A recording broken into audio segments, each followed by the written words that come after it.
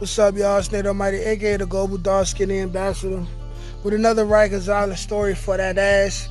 Now, I want to talk about a blood who came from protective custody, right? Came from protective custody, 2-1 lower, and ended up taking over the whole crib. The first and only time I seen that happen. And of course, in order for this to even have a possibility of happening, the guy had to be a gang member. Now, I got plenty of stories about my times in one lower. This is a situation where this correlates with around the exact same time where it happened with me and the Patiyat dudes, because the Patiyat who was given the house that tried to play me, and I end up starting a fight with all of them in there. At that same point in time, he shared the crib with this blood guy who I'm talking about. And I don't know why it took me so long to speak on this, but I'm gonna speak on it now because this is a real, unique situation, you know. And I actually ended up seeing this same guy in the Bronx, in the club, by the name of the Newsroom. If you know, you know, if you're from the Bronx, right? So here's how this story went. I was in one lower before this dude, right? And if my memory serves me correctly, I was in one lower chilling for maybe a month. Yeah, maybe a month, you know what I'm saying? Because I ain't gonna lie, a lot of the bullshit in one lower ain't happened until I was like 2-3 months in, you know what I'm saying? I can't say exactly for sure, but in my heart it feels like 2-3 months in. Around that time is when the big fight happened and they smoked my boots and smoked me out of one lower. But I remember coming in to one lower. There was either a Crip from Brooklyn, or he was like ABG or something. ABG. And he had the crib with somebody from Cortland who I didn't know, but he was from Cortland and he was a blood. Yes, they had the crib together. And the Brooklyn dude wanted me to be with it. He wanted to try to make me with it. But automatically, the other dude was like, nah, he from the town, he good. So then that dude leaves first, right?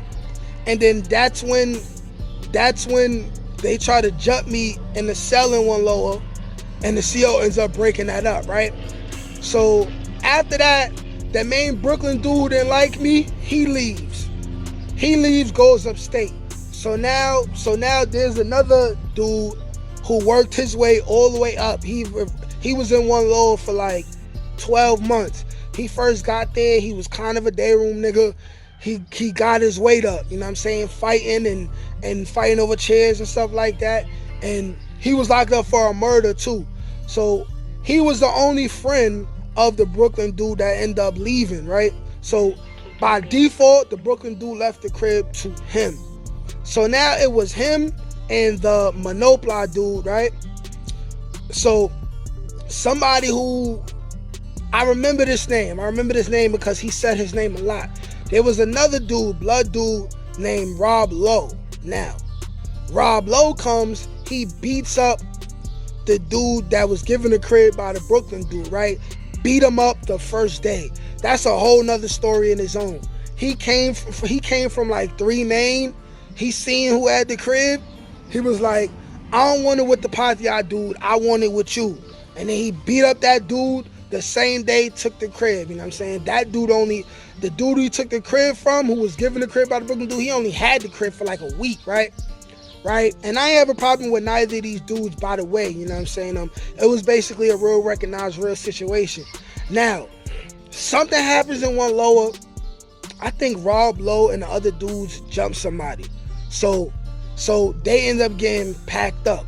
But right before that happens, another blood from Brooklyn comes from PC. And for whatever reason, I believe he knew Rob Lowe, or they hit it off. So while Rob Lowe is leaving, he gives the blood dude who came from PC the crib. Now, It's just the blood dude from PC and this Monopoly now.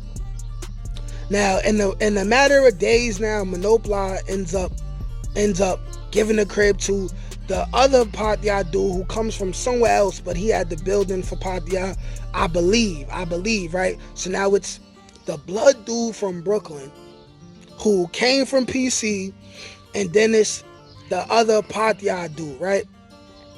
Now, how this guy ended up with the crib is, of course, blood politics. But now I want to get into a thing that happens not with most dudes in PC, but certain dudes in PC, which is some guys come into Rikers Island and they got so much smoke that PC is really your only option. And it's like, you don't always gotta be soft and sign into PC because you scared and you can't live. From what I heard, you can be put into PC for the simple fact of everywhere you go, you get jumped out of there. So either you got jumped out of there because it's gang beef, or you got jumped out of there because, for instance, maybe you try to pull a chair in every crib you go to, which is some gangster shit. And mostly gang members do that because they have to show that they're vowing to be at the top of the food chain because they're in these gangs, you know what I'm saying? So you pull a chair instead of asking to fight, so then almost always you get smoked out of the crib. You don't get a chance to fight because the people who run the crib, they consider that as being disrespectful and you too much a threat. Now, this guy, I remember this guy, while he had the crib, he got challenged by like 2 other dudes because they felt the way. It's like, yo, bro, like, I don't care what gang you in, what section you in, you came from PC, like, you're pussy. And in all due reality, bro was tough.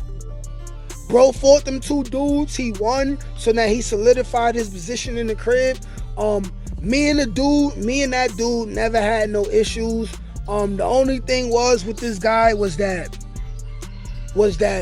when I was getting into it with the Patrias and they started to act racist, he could have been somebody who said, yo, listen, y'all niggas is acting racist. We not gonna do this. He was here before both of us. He been doing this thing. He been doing whatever he wanted. He not a gang threat. It's like, we not about to act that way with him.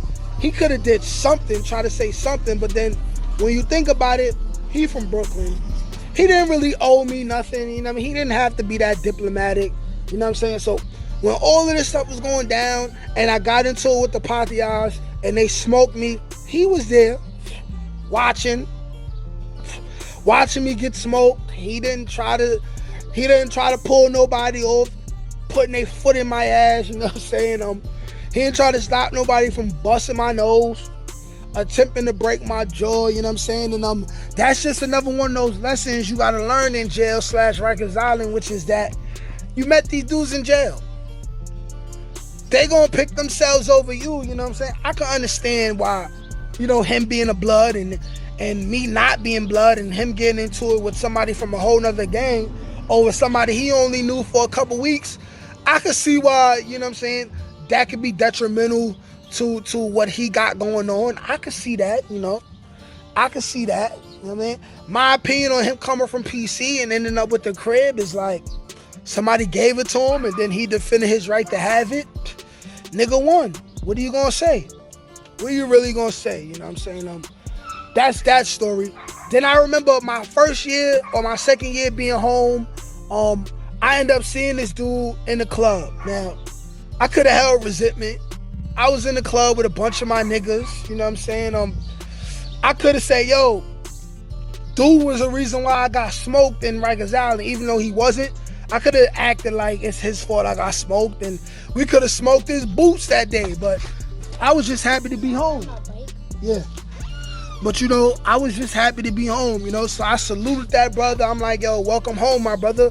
What the hell you doing all the way in the Bronx? You know, he like, yo, I got a little chick up here and all that. We on a little date and shit. You know, like, I saluted that man. I said, yo, glad to see you home, my brother. Niggas came a long way. And then I went about my business. He went about his, you know. It's as simple as that, you know. You always got to salute somebody who you see in jail and you see him home. you always gotta salute them. You always gotta congratulate them for making it home, you know? And that's what I did.